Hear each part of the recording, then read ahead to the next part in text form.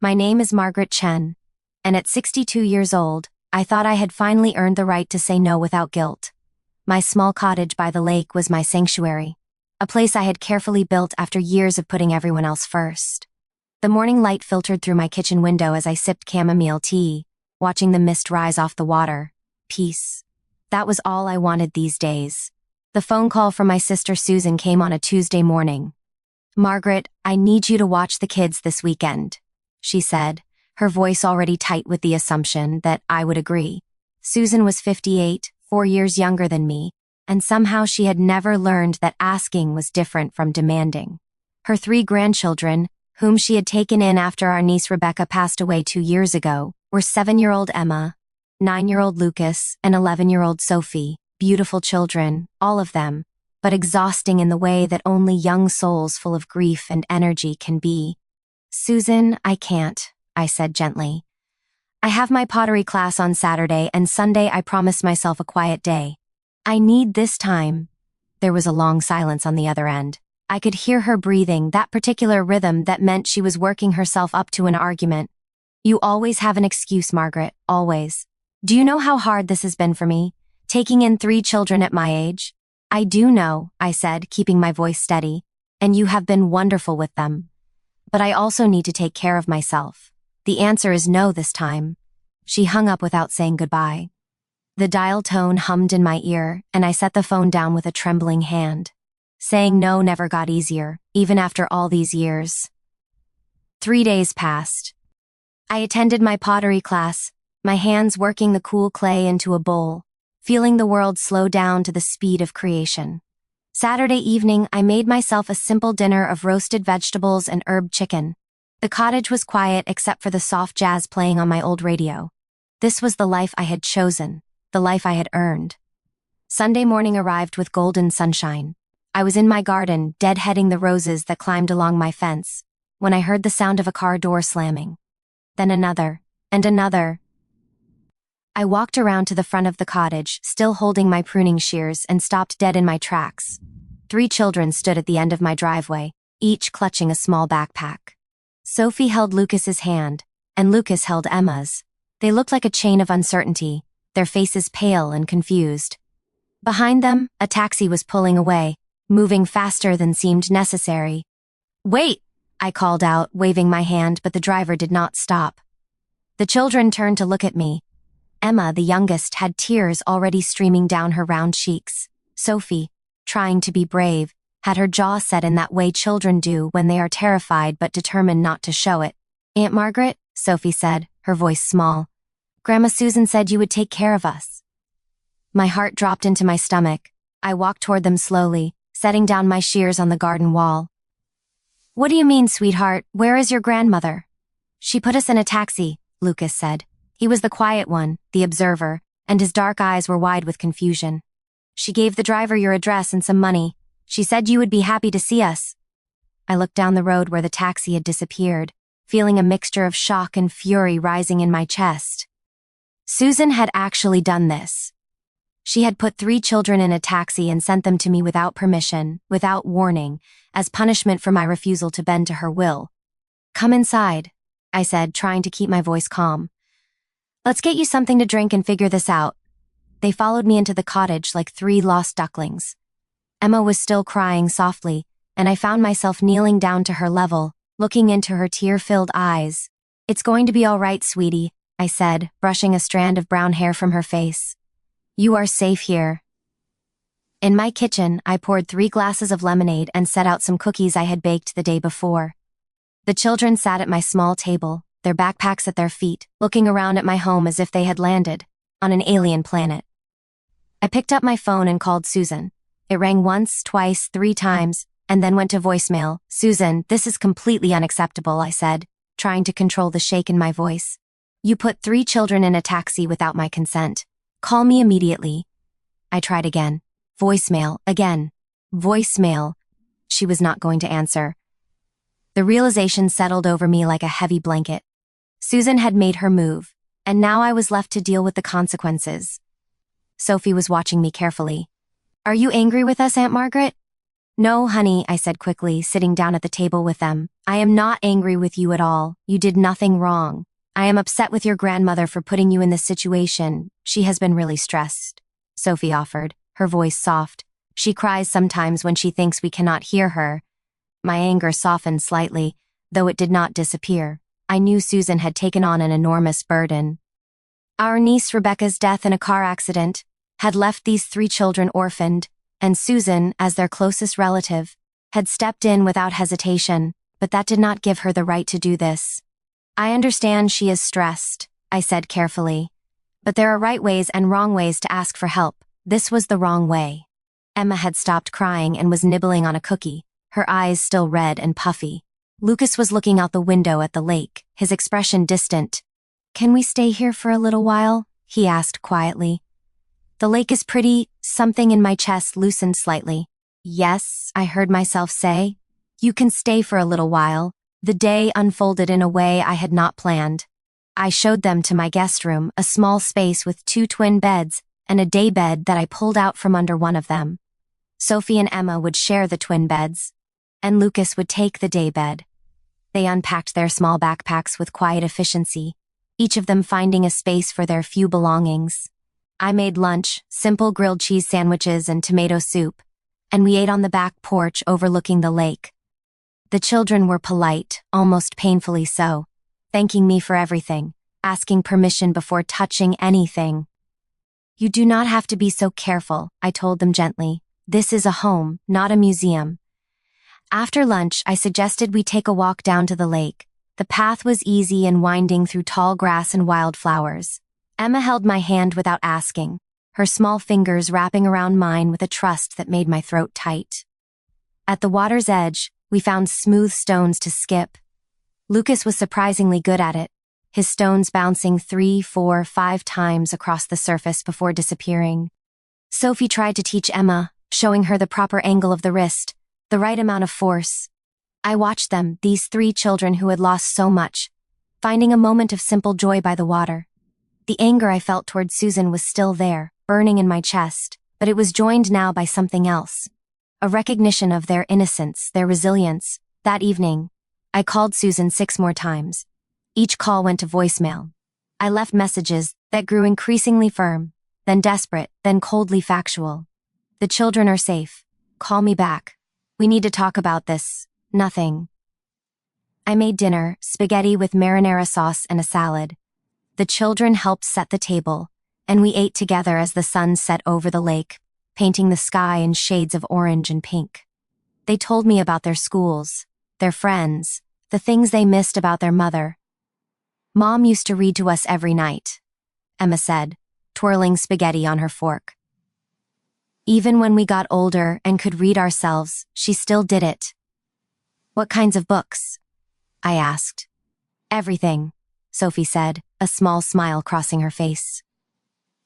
She loved stories. She said they were how we learned to be human. After dinner, we cleaned up together. I washed, Sophie dried, Lucas put away, and Emma wiped down the table. It was a small choreography, but it felt significant somehow, like we were creating our own temporary rhythm. At bedtime, I found myself in the guest room, sitting on the edge of Emma's bed. Would you like me to read to you? I asked. All 3 of them nodded eagerly. I went to my bookshelf and found an old copy of The Secret Garden, one of my favorites from childhood. I settled into the chair by the window and began to read, my voice filling the quiet room. Emma fell asleep first, her breathing evening out into soft snores. Lucas followed, his eyes drifting closed as Mary Lennox discovered the hidden door in the wall. Sophie lasted the longest, fighting sleep until finally her eyes could not stay open anymore. I marked my place in the book and turned off the light, leaving only the small nightlight glowing in the corner. In the doorway I paused and looked back at them, 3 small figures in the darkness, vulnerable and brave. In my own room, I lay awake for a long time. My peaceful weekend had been shattered, my boundaries trampled. And yet, I could not quite hold on to my anger. Those children had not asked for any of this. They were just trying to survive the hand they had been dealt. Our Monday morning came with the sound of rain. I woke to find Sophie already in the kitchen, sitting at the table with her hands folded. "Good morning," I said, surprised to see her up so early. I did not want to wake anyone else, she said quietly. I have been thinking about something. I poured myself coffee and sat down across from her. What is it, sweetheart? I heard you leaving messages for Grandma Susan, she said, her eyes meeting mine with an intensity that seemed too old for 11 years. I do not think she's going to call back. Why do you say that? Or Sophie looked down at her hands. Because last week she told us she could not do it anymore. She said she was too old and too tired and she did not know how to help us with our sadness. She cried a lot. My heart broke a little. Did she say anything else? She said she wished there was someone else who could take us. Someone younger, someone better at this. Sophie's voice was barely a whisper now. I think she sent us here because she wants you to keep us. The words hung in the air between us. I set down my coffee cup slowly, my mind racing. Susan had not just dumped the children here out of spite. She had reached the end of her rope and made a desperate, terrible decision. Sophie, honey, that is not your fault, I said firmly. None of this is your fault. You and your brother and sister are wonderful children. This is about adults making difficult choices, not about you being too much trouble. But we are trouble, she said, and a tear rolled down her cheek. We make people's lives harder. First Mom and Dad died and now Grandma cannot handle us. Maybe we are just meant to be alone. I got up from my chair and knelt beside her, pulling her into a hug. She stiffened at first, then melted into me, her small body shaking with sobs she had been holding back. You are not meant to be alone, I said into her hair. You are meant to be loved, and sometimes the people who love us do not always know the right way to show it or do not have the strength we need from them. But that does not mean you are not worthy of love. We stayed like that until her crying slowed. Lucas and Emma appeared in the doorway, still in their pajamas, watching us with worried faces. Is Sophie okay? Emma asked. She will be, I said, releasing Sophie and wiping her tears with my thumb. We all will be. That day, I made a decision. I called my friend Patricia, a social worker I had known for 20 years. Over the phone, sitting in my bedroom while the children watched television in the living room, I explained the situation. Margaret, this is a form of abandonment, Patricia said, her voice serious. Your sister could face legal consequences for this. I know, I said. But I am more concerned about the children right now. They have been through enough trauma. I need to know what my options are. Well, legally you could call Child Protective Services. They would investigate and likely place the children in foster care while they sort things out with your sister. The thought of those 3 children in foster care made my stomach turn. What else? You could file for emergency guardianship. Given the circumstances and your relationship to the children, it would likely be granted quickly. But Margaret, are you prepared for that? 3 children is a huge responsibility. I looked around my quiet bedroom, at the life I had so carefully constructed, my pottery classes, my garden, my peaceful mornings by the lake. All of it would change. Let me think about it, I said. Can you send me the information I would need? Of course. But Margaret, you need to talk to your sister. This situation cannot continue in limbo. After I hung up, I tried Susan again. This time she answered on the 3rd ring. Margaret, she said, her voice hoarse, as if she had been crying. Susan, we need to talk about what you did. I know it was wrong, she said quickly. I know. But I could not do it anymore, Margaret. I am drowning. Every day I wake up and I do not know how to help them. They are so sad and I am so tired and I just could not take another day of failing them. I closed my eyes, feeling the weight of her words. So you put them in a taxi and sent them to me without asking. I knew you would say no again, she whispered. But you are so much better at this than I am. You are patient and calm and kind. I am none of those things. I am angry and frustrated, and at the end of my rope. Susan, that does not give you the right to make this decision for me. I know. But please, Margaret, please just keep them for a little while. Just until I can figure out what to do. I will pay you. I will help however I can. Just please do not send them back right now. There it was. The truth. Susan had not abandoned them out of cruelty. She had reached her breaking point and made a terrible choice born of desperation. How long is a little while? I asked. I do not know. A few weeks? A month? I just need time to breathe and think clearly. Please.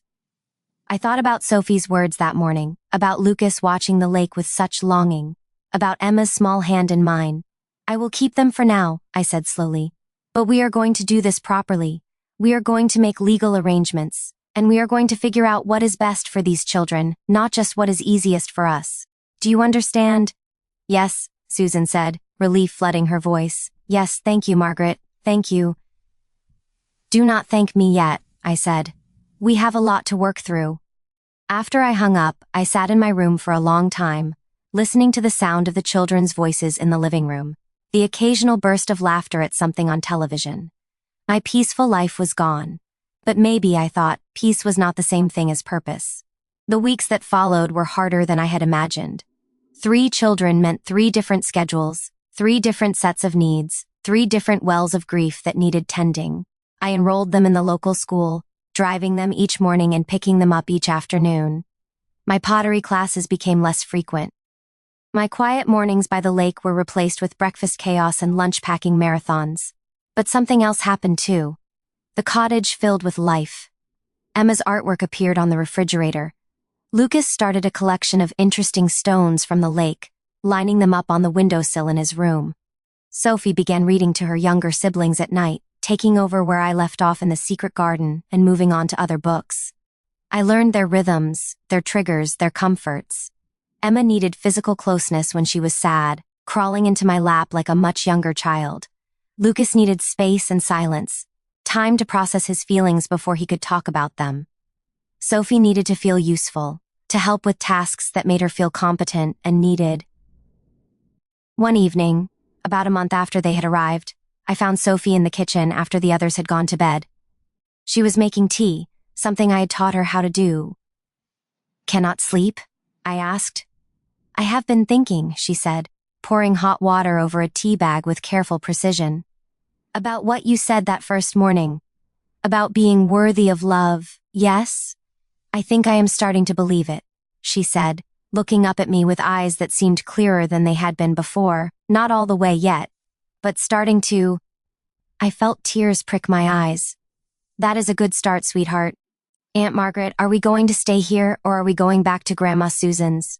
The question I had been avoiding. I had filed for temporary guardianship, and Patricia was helping me navigate the legal system.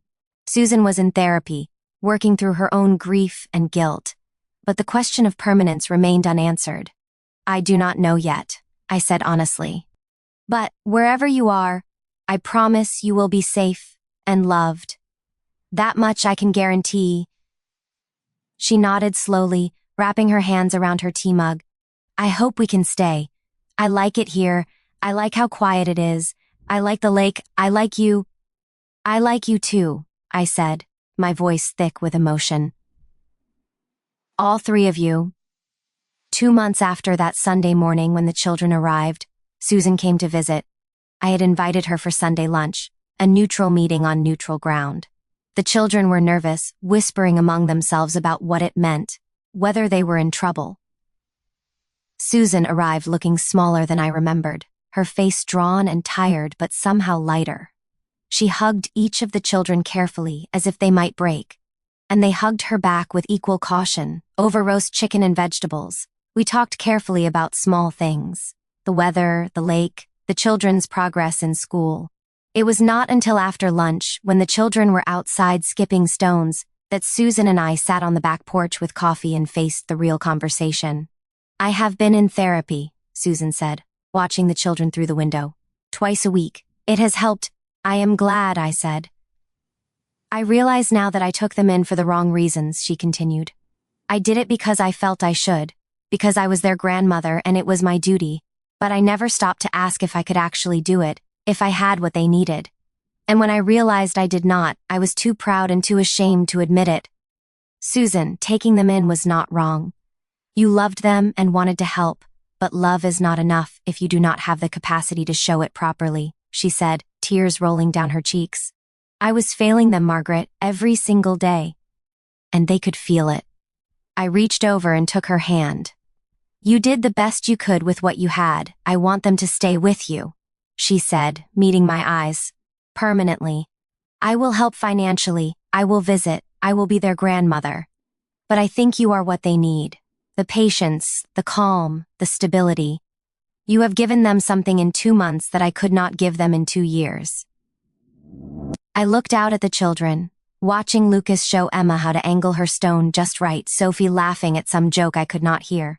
My peaceful retirement had been completely upended. My careful plans were gone.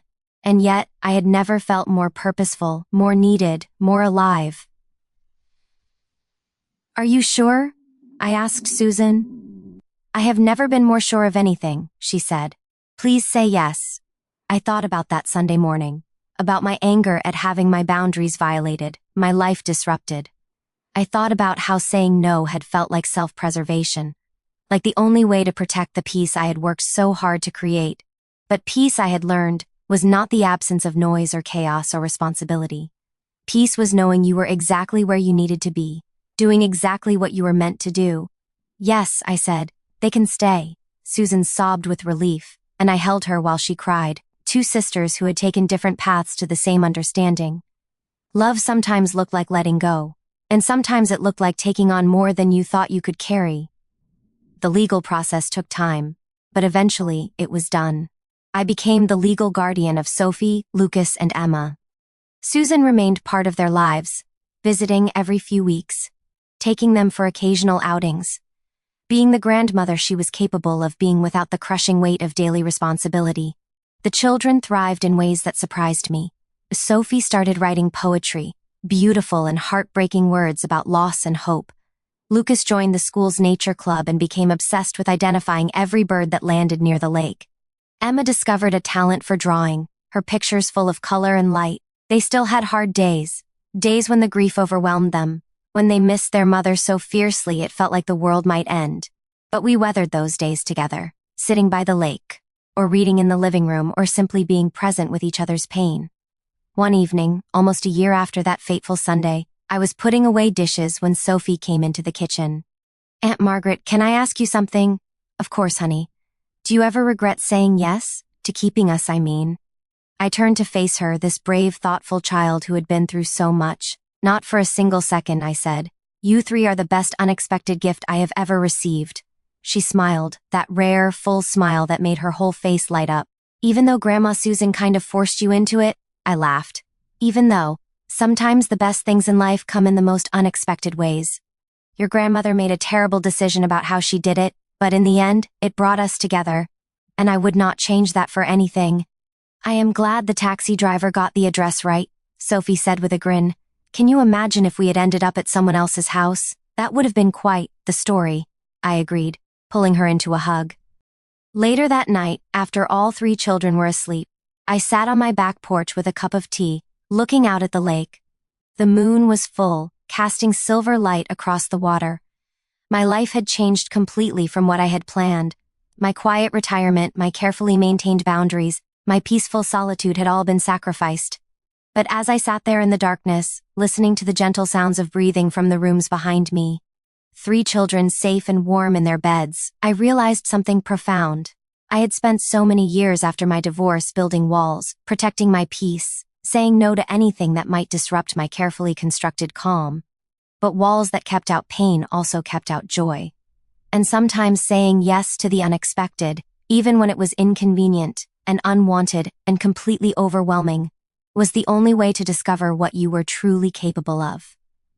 The story of how three children ended up on my doorstep would become family legend. Sophie, Lucas, and Emma would tell it to their own children someday, about the grandmother who could not cope and the great aunt who did not want to but said yes anyway.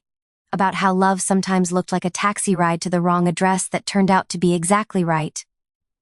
I finished my tea and went inside, checking on each child one more time before heading to bed. Sophie was curled up with a book, even in sleep. Lucas had his collection of stones within reach on the nightstand. Emma clutched a stuffed rabbit I had given her that first week. My life was noisier now, messier, more complicated, but it was also richer, fuller, more meaningful than it had been in the quiet loneliness of my careful peace. Susan had destroyed me with that phone call, or so I had thought. But sometimes destruction is just transformation, wearing a frightening mask. Sometimes the end of one life is just the beginning of another, better one. And sometimes the greatest gift comes wrapped in the most chaotic packaging. I climbed into bed and turned off the light, smiling in the darkness. Tomorrow would bring its challenges, its chaos, its unexpected moments of both frustration and joy. But tonight, I was simply grateful. Grateful for 3 children who had taught me that the heart's capacity for love is far greater than we imagine. Grateful for a sister who had made a terrible choice that led to something beautiful. And grateful for the courage to say yes when every instinct told me to say no. Peace, I had discovered, was not something you found in solitude. It was something you built in the midst of life's beautiful, terrifying, wonderful chaos. And I had finally found mine. If this story touched your heart, please take a moment to like this video, share it with someone who might need to hear it, and subscribe to our channel for more stories about life, love, and the unexpected journeys that shape us. Leave a comment below telling us about a time when saying yes to something difficult led you somewhere beautiful. Your story might inspire someone else who is standing at their own crossroads, wondering which path to take. Thank you for listening.